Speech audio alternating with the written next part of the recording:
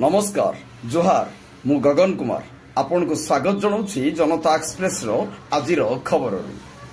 Nilgiri NSC अंतर्गत 9 number ward Simulia गोई ग्राम 78तम लक्ष्मीनारायण पूजा और महायज्ञ अनुष्ठित होईछि।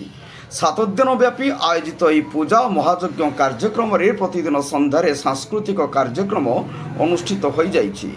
1947 मसीहारू यह पूजा आरंभ होइथिबा बेले विशेषकर मरुड़ी समय ग्रामर पूर्वज माने यह पूजा सह यज्ञ आरंभ करिबारु प्रबल वर्षा होइथिबा बोली विश्वास रहिछि।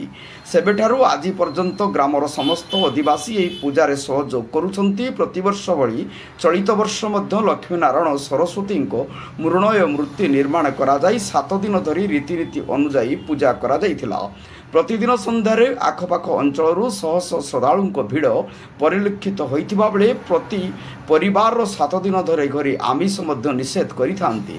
ग्रामर रवींद्र महल, सुदर्शन दलाई, कमलाकांत बेहेरा, भगवान महल, सुदर्शन महांती, दीपक गोछाद, गौरहरी महल, ब्रह्मानंद महल, हेमंत बेहेरा, करुणाकर बेहेरा, चचिंद्र महल, रामचंद्र महल, प्रफुल्ल दलाई, शिवनारायण षडंगी, राजेंद्र महल प्रमुख सहयोग करिथिबा बेले समस्त ग्रामवासी सहयोग रे पूजाटी आजकू 78 वर्ष धरी पालन होई आसुअछि।